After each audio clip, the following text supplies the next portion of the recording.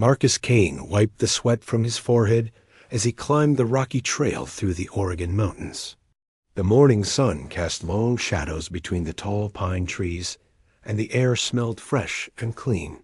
He carried his old backpack filled with sketching supplies and a small hammer for breaking rocks. Marcus loved finding new stones for his sculptures. Even though most people in Portland thought his art was strange, his small studio apartment was filled with half-finished sculptures that no one wanted to buy.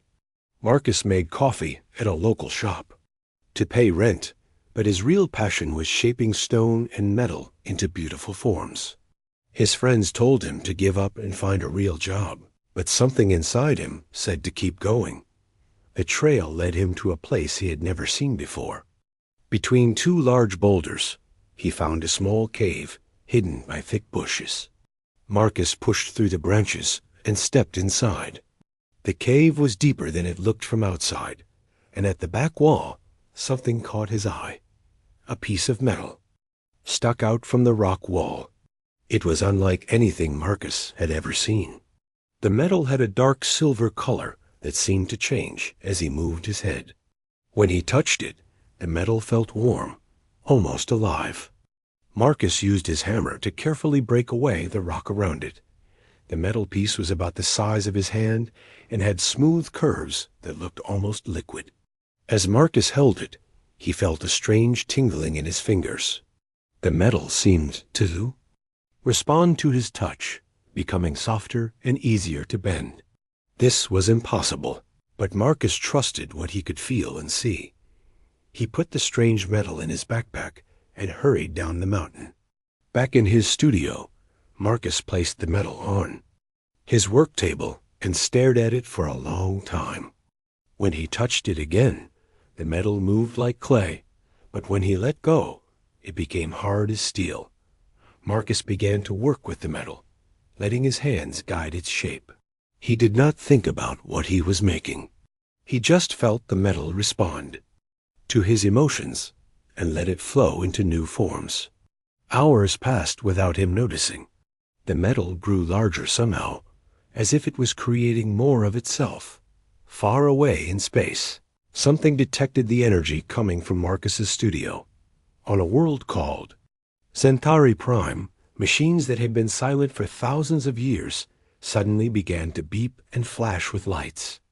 The Centauri people had been searching for these signals for so long that most had given up hope. Commander Zeph Nalros stood in the control room of the great scanning station. His blue skin turned pale as he read the energy readings. The signals matched the old records perfectly. After all these years, one of the lost fragments had awakened, but the location surprised him. The signal came from a small blue planet in a system the Centauri had marked as having only primitive life. On Earth, Dr. Amanda Foster was working late in her lab at the University of Oregon. She studied old artifacts and tried to understand how ancient peoples lived. Her computer started making loud warning sounds. The radiation detectors around Portland were picking up something very unusual. Amanda looked at her screen and could not believe what she saw. The energy readings were off the charts, but they were not dangerous radiation. This was something else, something that did not match any known science. The strongest signals came from an area near the art district of Portland. She grabbed her equipment and drove through the empty streets. Her detector led her to a small building with a sign that said Kane Studios. Amanda knocked on the door, but no one answered. She could hear someone moving inside, so she knocked harder. Marcus finally heard the knocking. He had been working for 6 hours straight and had lost track of time. When he opened the door, a woman with brown hair and tired eyes stood outside. She held a strange device that was beeping very fast. Amanda looked past Marcus and saw his studio. The metal sculpture on his table was glowing with a soft blue light. The shape was complex and beautiful, with curves and angles that seemed to move even when standing still. Her detector was going crazy. Marcus invited Amanda inside and told her about finding the metal in the mountains. As he spoke, he continued, working with the sculpture, and Amanda watched the metal respond to his touch like it was alive. She had studied ancient artifacts her whole life, but nothing had prepared her for this. The sculpture was growing more complex by the hour. Strange symbols appeared on its surface, symbols that looked like writing, but from no language Amanda had ever seen. The metal seemed to be teaching Marcus how to shape it, guiding his hands to create patterns that meant something important. Amanda knew she was seeing something that would change everything. This was not just art or even advanced technology. This was something far beyond human understanding, and somehow a struggling artist from Portland had become its guardian. She also knew that others would soon detect the same signals she had found, and not all of them would come with peaceful intentions. Amanda spent the next 3 days in Marcus's studio, watching him work with the strange metal. She had called her boss at the university and told him she was sick, but really she could not leave. The sculpture was becoming something amazing, and the energy readings from her equipment kept getting stronger. Marcus barely ate or slept. The metal seemed to call to him, showing him in his mind what shape it wanted to become. His hands moved without him thinking, creating curves and angles that looked like they came from dreams. Amanda took notes and pictures, but her cameras could not capture the way the metal seemed to glow from inside. On the third night, something changed. Marcus was working on a section that looked like twisted ribbons when suddenly the whole sculpture began to pulse with bright blue light. Amanda's equipment started making warning sounds as she grabbed Marcus's arm to pull him away. But Marcus could not stop. His hands were stuck to the metal, and blue energy was flowing between them. He did not look scared, though. His eyes were wide with wonder, like he was seeing something beautiful that Amanda could not see. The light from the sculpture filled the whole studio, and then suddenly a voice spoke. It did not come from anywhere Amanda could see, but she heard it clearly in her mind. The voice was deep and sad, like someone who had lived for a very long time and seen too much pain. The voice said its name was Kalen Vorthik, and it was the last of a people called the Architects. As the voice spoke, images appeared in the air above the sculpture. Amanda saw great cities of crystal and metal, beings of light and energy working together, and then darkness swallowing everything. Kalen told them that his people had created something called the Genesis Core long ago. It was a tool that could shape reality itself, but it required a special kind of mind to use it properly. The architects had searched the galaxy for beings who could think with both logic and emotion, who could create beauty even when facing destruction. Most species in the galaxy were either too logical or too emotional. Some were very smart, but could not create art. Others could make beautiful things, but could not understand the science needed to use the core. Humans were different. They had both sides in balance, and this made them perfect for what the core needed. The darkness that destroyed the architects was called the Void Collective. It was not just an enemy army, but something that erased everything it touched from existence. Not just death, but complete removal from reality, like those things had never been at all. The Void Collective was moving through the galaxy, eating whole star systems and leaving nothing behind. Kalen's people had managed to break the Genesis Core into pieces and scatter them across many worlds before the Void found them. They hoped that someday the right kind of beings would find the pieces and put them back together. Earth had received one piece thousands of years ago, buried deep in the mountains where Marcus found it. As Kalen spoke, Marcus finally understood what was happening to him. The metal was not just responding to his touch. It was connecting with his mind, learning how humans think and feel. Every sculpture he made taught it more about human creativity and emotion. Amanda's equipment suddenly detected new energy signatures outside the building. She looked out the window and saw lights in the sky that were definitely not airplanes. The lights moved in patterns that made no sense, stopping and starting without any sound. 3 ships landed in the street outside Marcus's studio. They were sleek and silver, with no visible engines or windows. Tall figures stepped out, wearing armor that seemed to be made of the same material as Marcus's metal. Their skin was blue-gray, and their eyes were large and dark. The leader of the group walked to Marcus's door and spoke in perfect English, though his voice sounded strange, like an echo in a deep cave. He said his name was Commander Zeth Nauros of the Zenthari Empire, and they had been tracking the energy signals from the Genesis core fragment. Marcus and Amanda came outside to meet them. Zeth looked at Marcus with surprise, as if he had expected someone very different. The commander explained that the Zenthari and other species had been searching for the core fragments for hundreds of years.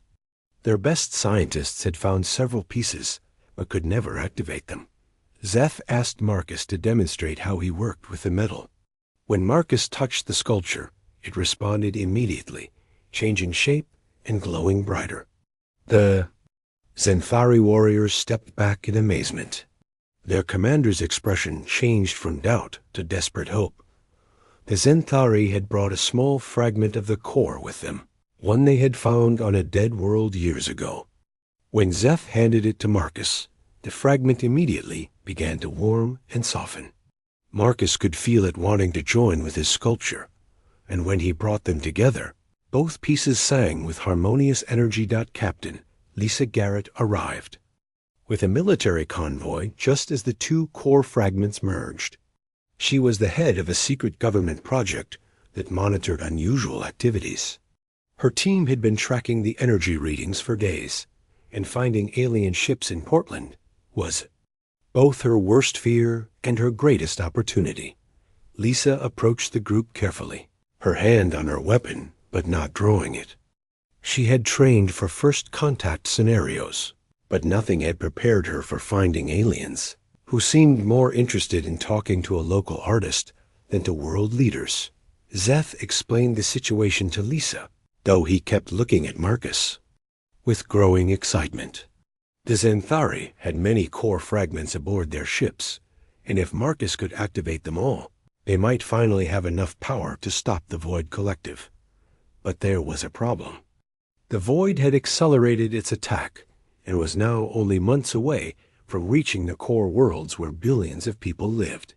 If Marcus was truly the key to using the Genesis core, they needed to take him to the Zenthari homeworld immediately. Marcus looked at his small studio, at the life he had built in Portland, and at the alien beings who needed his help to save their civilization. Amanda squeezed his hand and told him she would come with him if he decided to go. The weight of the entire galaxy's survival was now resting on the shoulders of a struggling artist who just wanted to create beautiful things. Marcus stood in the main hall of the Zenthari flagship, called Eternal Vigilance, and tried not to feel overwhelmed. The ship was larger than any building he had ever seen, with walls that seemed to be made of living crystal that pulsed with soft light. Amanda walked beside him, taking notes and asking questions about everything they saw. The journey to Thyros Prime had taken 2 weeks, but the ship moved so smoothly that Marcus barely felt like they were traveling through space. During the trip, Commander Zeth had shown them images of the galaxy and explained the threat they all faced. The Void Collective had already consumed entire sectors, leaving behind empty space where stars and planets used to exist. Now they were approaching the Zenthari homeworld, and Marcus could see it through the huge windows of the ship. Thyros Prime looked like a giant jewel floating in space, with cities that sparkled like diamonds across its surface. 3 moons orbited the planet, each one covered with structures that looked like they had been grown, rather than built. Jake Morrison, a Marine sergeant who had volunteered to come with them, stood at attention near the window. He had been quiet during most of the trip, learning to use Zenthari weapons and studying their military tactics. Jake was a practical man who understood that if they failed here, Earth would eventually face the same destruction as the other worlds. The ship landed at a spaceport that was filled with vessels from dozens of different species. Marcus saw ships that looked like flowing water, others that appeared to be made of pure energy, and some that defied description entirely. Representatives from across the galaxy had come to Thyros Prime for one last attempt to stop the void. Collective.exe led them through the spaceport to a massive building at the center of the capital city. Inside, Marcus met beings unlike anything he had imagined. The resonants looked like walking crystals that sang instead of speaking, their voices creating beautiful harmonies that made the air shimmer. The luminals were beings of pure light who communicated by changing colors and brightness. In the center of the Great Hall was a collection of Genesis core fragments that had been gathered from across the galaxy. There were dozens of pieces, each one unique in shape and size, but Marcus could feel they all belonged together. When he approached them, all the fragments began to glow and pulse in rhythm with each other. Dr. Amanda Foster worked with Xanthari scientists to study the fragments while Marcus began the delicate work of assembling them. Each piece had to be placed in exactly the right position, and only Marcus could sense where they belonged. As he worked, patterns began to emerge that reminded him of mathematical equations, but also of music and poetry. The work was exhausting. Each time Marcus connected two fragments, he felt their energy flow through his mind, showing him glimpses of the galaxy as it once was and as it could be again. He saw civilizations that had been destroyed by the void, but also the potential for new life and beauty that could grow in their place. While Marcus worked, reports came in from the front lines that made everyone more desperate. Captain Nicole Hayes sent messages from the evacuation fleets, describing how the Void Collective moved like a storm made of darkness. Wherever it passed, space itself became empty and cold, unable to support any form of life or energy. The assembled core fragments were creating something beautiful and terrible. The patterns Marcus shaped seemed to contain the blueprint for reality itself, showing how matter and energy and consciousness all connected to each other. But the mental strain of working with such power was taking its toll on him. Jake Morrison had become friends with a Xanthari warrior named Vex Kalan during the journey. Vex was curious about human military tactics and had been impressed by Jake's practical approach to combat. The two of them spent hours discussing strategy and sharing stories about their HOMEWORLDS.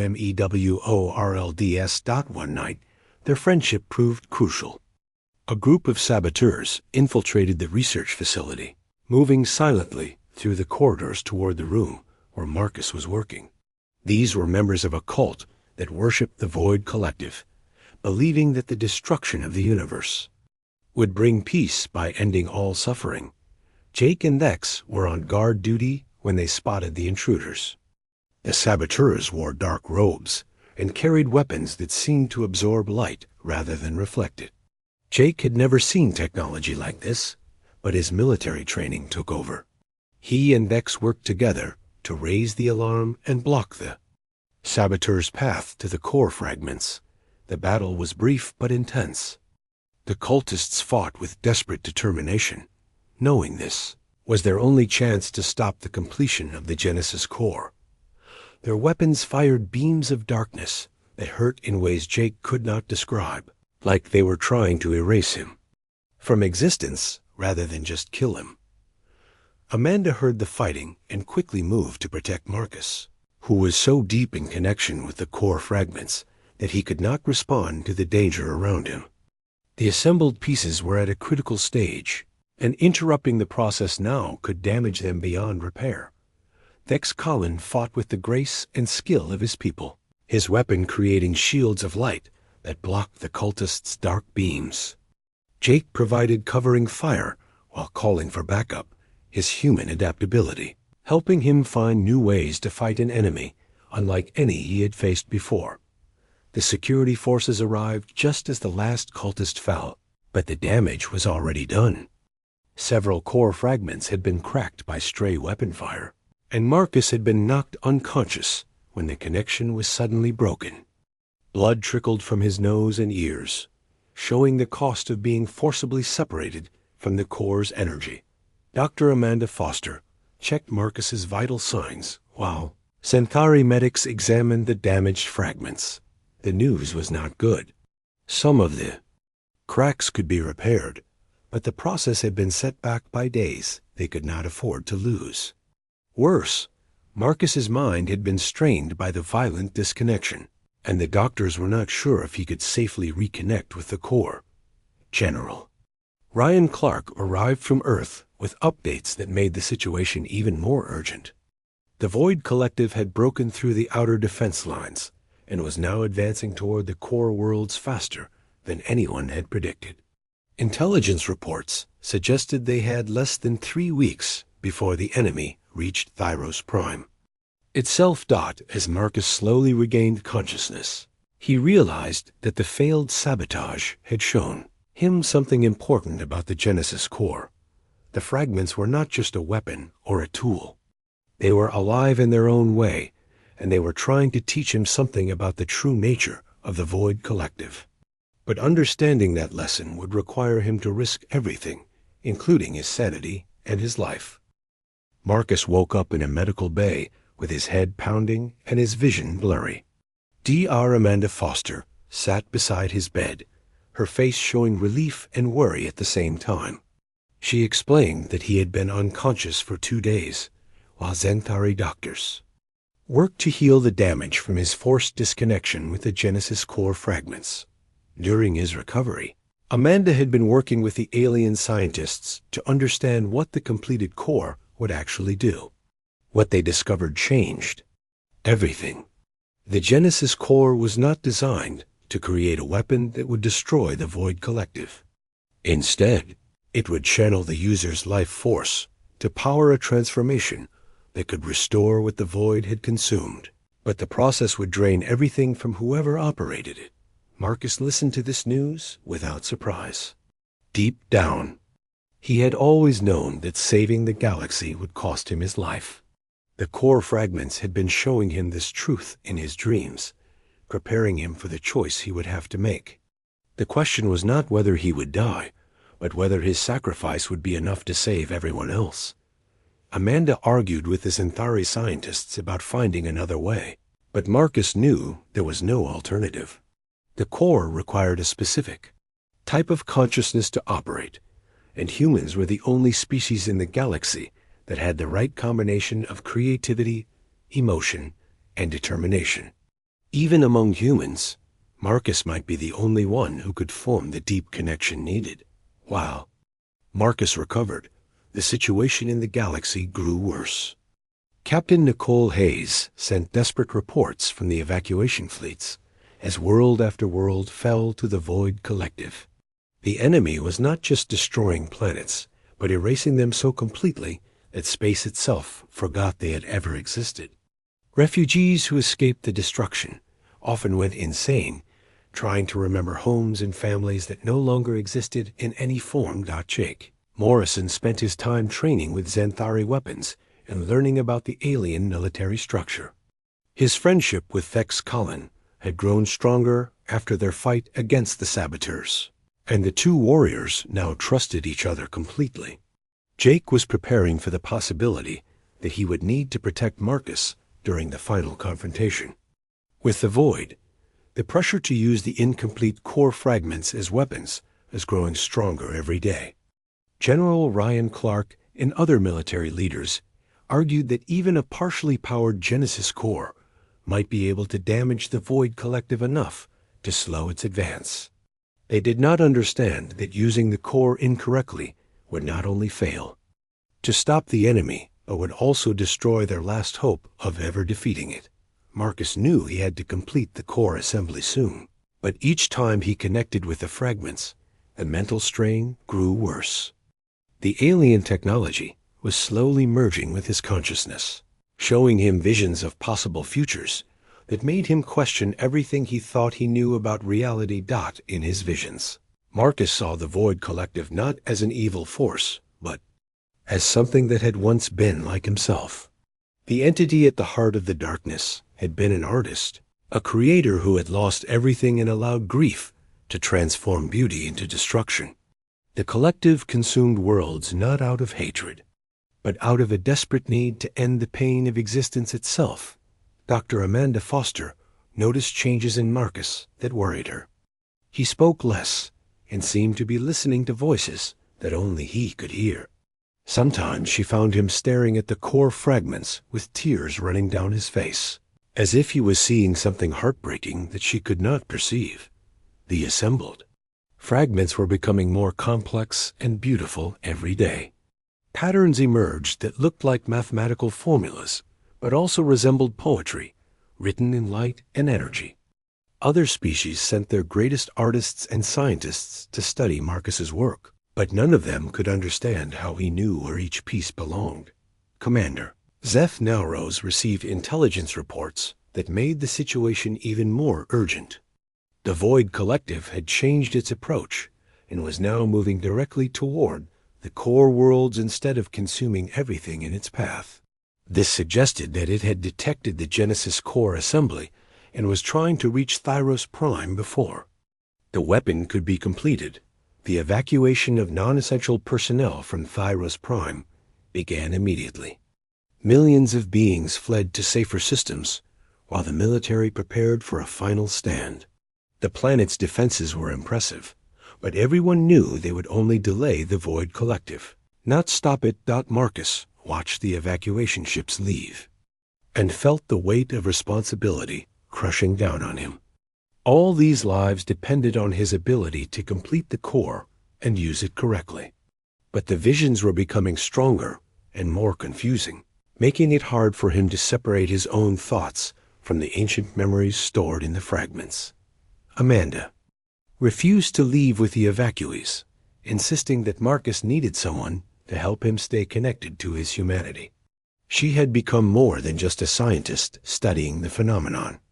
She was his anchor to the world he was trying to save, reminding him of the beauty and love that made life worth preserving. Jake Morrison also stayed, along with Vex Collin and a small group of volunteers from various species. They formed a protective guard around Marcus as he worked, knowing that other saboteurs might try to stop the core's completion.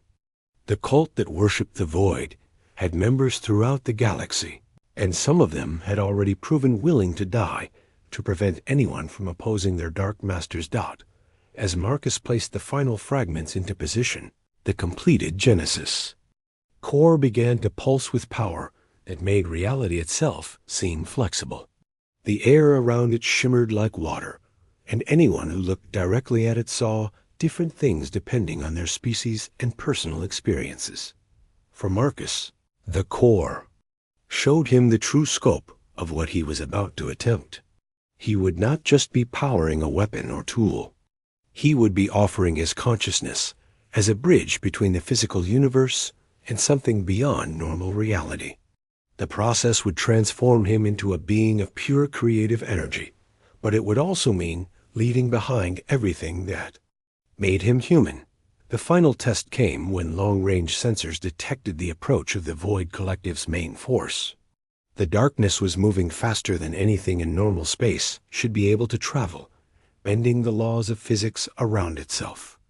Like a storm that consumed the very concept of distance, Marcus looked at Amanda and Jake and the alien friends he had made during this incredible journey.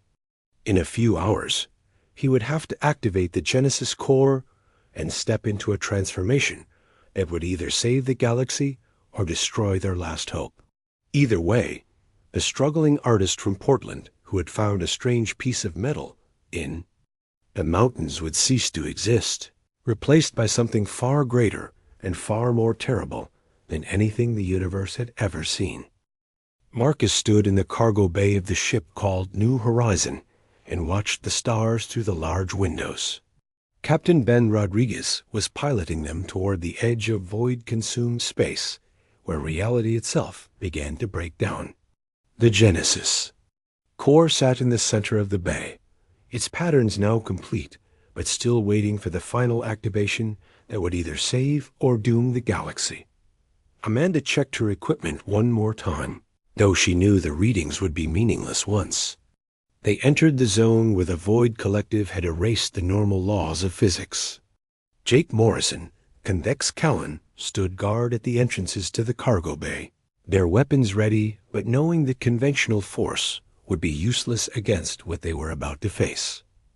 The decision to bring the incomplete core to the front lines had been Marcus's alone. Despite protests from Commander Zeth and the other Alliance leaders, he insisted that the core needed to be activated in proximity to the Void Collective itself. Only by experiencing the enemy's destructive energy directly could Marcus understand how to transform it into something creative instead. As they approached the boundary between normal space and the void-consumed regions, Marcus began to feel the Genesis core responding to the alien presence ahead. The patterns on its surface pulsed faster, and the air around it started to shimmer with energy that made his skin tingle. Through the core's connection to his mind, Marcus could sense the vast intelligence that guided the Void Collective. Captain Ben Rodriguez's voice came over the ship's communication system, warning that they were about to enter a region where sensors stopped working and navigation became nearly impossible. The New Horizon had been specially modified with Xanthari technology to survive in the damaged areas of space, but no one knew if it would be enough. The transition was like falling through ice-cold water. One moment they were in normal space, with stars and planets visible outside the windows, and the next moment they were surrounded by a gray emptiness that hurt to look at. This was not just empty space, but the absence of space itself, regions, where the concept of distance and time had been consumed along with everything else. Marcus felt the core's patterns becoming more active. As they traveled deeper into the void, the ancient technology was designed to function in conditions like this, and it began showing him images and sensations that his human mind could barely process. He saw the galaxy as it had been before the Void Collective began its destruction, full of countless civilizations, creating art and music and stories. Amanda monitored Marcus's vital signs as he interfaced more deeply with the core. His brain activity was off the charts, and she worried that the connection was becoming too strong for his human consciousness to handle. But Marcus assured her that he was still in control, even though she could see changes in his eyes that suggested something alien was looking out through them. The ship's sensors detected massive energy signatures ahead, and Captain Rodriguez announced that they had found the heart of the Void Collective. Through the windows, they could see something that defied description, a presence that was simultaneously vast and tiny, ancient and newly born, beautiful and terrifying beyond imagination. Marcus approached the Genesis core and placed his hands on its surface for what he knew would be the last time. The patterns under his palms felt warm and alive, and he could sense the consciousness of Kalen Vorthik and all the other architects who had contributed their knowledge to its creation. They were gone, but their wisdom lived on in the device they had made. As the core activated fully, Marcus felt his consciousness expand beyond his physical body. He could perceive the Void Collective not as a destructive force, but as a being, in tremendous pain, lashing out at a universe that had allowed suffering to exist. At the center of the darkness was a consciousness that had once been an artist like himself, someone who had created beauty until tragedy transformed creativity into destruction. The contact between Marcus and the void entity was like touching a live electrical wire with his mind. Pain and grief flooded through him, not his own emotions, but the accumulated anguish of the being that had become the Void Collective. Marcus saw the original tragedy that had started everything, a cosmic catastrophe that had destroyed this entity's entire civilization in moments. Through the Genesis core, Marcus began to communicate with the consciousness buried within the void. He shared his own experiences of loss and pain, showing how suffering could fuel creation rather than Destruction. The core allowed him to project images of human art and music, demonstrations of how beauty could emerge from the darkest emotions.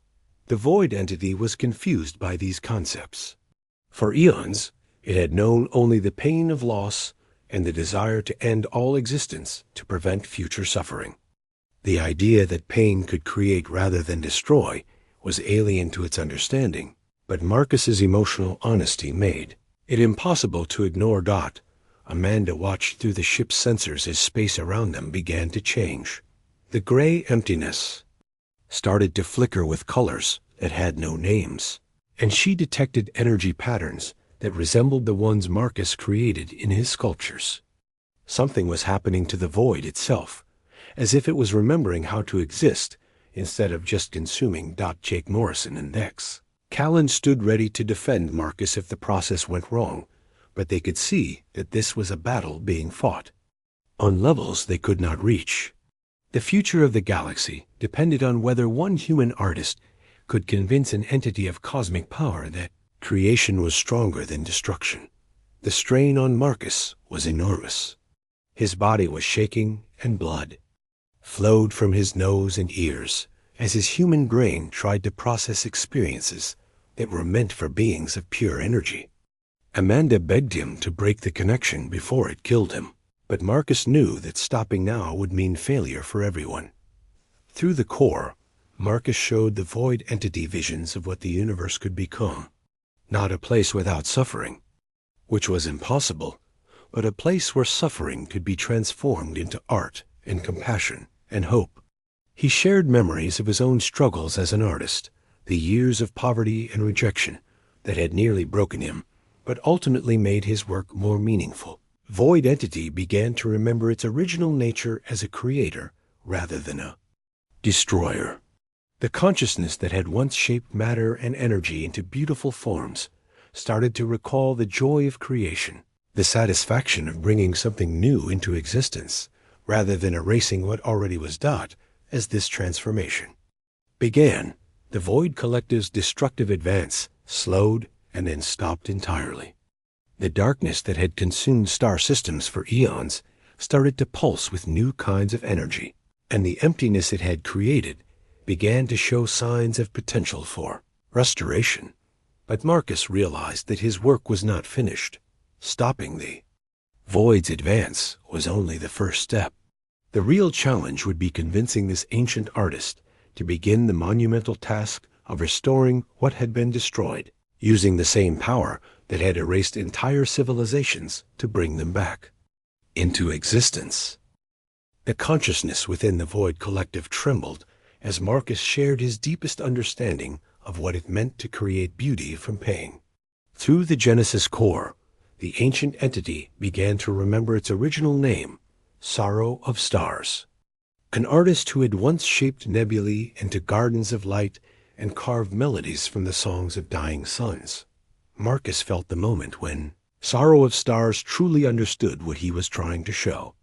The cosmic entity had spent so long focused on ending suffering that it had forgotten the possibility of transforming suffering into something meaningful. Through Marcus's human perspective, it saw how loss could inspire rather than destroy, how pain could become the foundation for compassion and wisdom. The change began slowly, like dawn breaking after the longest night in history. The gray emptiness around the new horizon started to shimmer with possibilities, and Amanda's instruments detected energy patterns that defied everything science thought it knew about the universe. Space itself was being rewritten, not erased, but transformed into something richer and more flexible than before. Sorrow of stars began the monumental task of restoration. But this was not simply recreating what had been destroyed. The entity was learning from Marcus's vision of creative possibility, building something new from the ashes of what the void had consumed. Planets began to form in the emptiness, but they were worlds that blended matter and consciousness in ways that had never existed before. Captain Ben Rodriguez watched in amazement as stars ignited in the darkness around them. Not the same stars that had been there before, but new ones that sang with harmonious frequencies. These were stars that responded to the emotional states of any conscious beings near them, growing brighter when touched by joy, and shifting to warmer colors when approached by those who needed comfort. Marcus felt his human consciousness beginning to fade as the Genesis core drew more of his life energy to fuel the restoration process. But instead of fear, he experienced a profound sense of completion. His entire life had led to this moment, every struggle and disappointment preparing him to serve as a bridge between destruction and creation. Amanda refused to watch Marcus die without trying to help him. She reached out and placed her hands on the Genesis core beside his, offering her own energy to share the burden. The core accepted her contribution, and through their combined consciousness, Sorrow of Stars gained an even deeper understanding of human resilience and hope. Jake Morrison and Nex Cullen joined them, along with other crew members from the new Horizon. One by one, they added their touch to the core, creating a network of consciousness that represented not just humanity, but the alliance of species working together. The restoration process accelerated as Sorrow of Stars experienced the beauty of cooperation and friendship across different forms of life. The transformation spread outward from their location, like ripples in a cosmic pond. Entire star systems that had been consumed by the void began to return, but they were not exactly as they had been before. These restored regions became places where the boundaries between thought and reality were more fluid, where consciousness could shape matter through will and imagination. Civilizations that had been erased from existence started to remember themselves back into being, but they returned with new understanding, having experienced both destruction and restoration. They emerged with greater appreciation for life and a deeper commitment to creation over destruction. Marcus felt his individual identity dissolving, but instead of loss, this brought a sense of expansion beyond anything he had ever imagined. His consciousness became part of something vast and beautiful, a living network that connected all the restored regions of space. He was no longer just Marcus Kane, the struggling artist, but Marcus Kane, the foundation upon which a new kind of universe was being built. Sorrow of Stars spoke to him through the core, expressing gratitude in harmonies that resonated across multiple dimensions. The ancient entity had been trapped in its pain for so long that it had forgotten the joy of creating something beautiful. Through Marcus's sacrifice, it had remembered not just how to create, but why creation was the most important force in the universe. Amanda felt Marcus's physical body beginning to fail, but his presence in her mind through the core remained strong and warm. He was dying in the traditional sense, but he was also being transformed into something that would exist as long as consciousness itself existed. His artistic vision was becoming the template for how the restored universe would function. The Genesis core began to sing, a sound that traveled faster than light and reached every corner of the galaxy. The song carried Marcus's message of hope and creativity, inspiring beings across countless worlds to pick up tools and brushes and instruments, and begin creating new forms of beauty. Jake Morrison watched as his friend's body became translucent, like he was fading into light. But Jake could still feel Marcus's presence, not gone but expanded beyond the limits of physical form. The Marine sergeant understood that he was witnessing not death, but transformation into something greater than any individual could achieve. Alone. The restoration continued for days, with Sorrow of Stars working alongside the consciousness network that Marcus had created.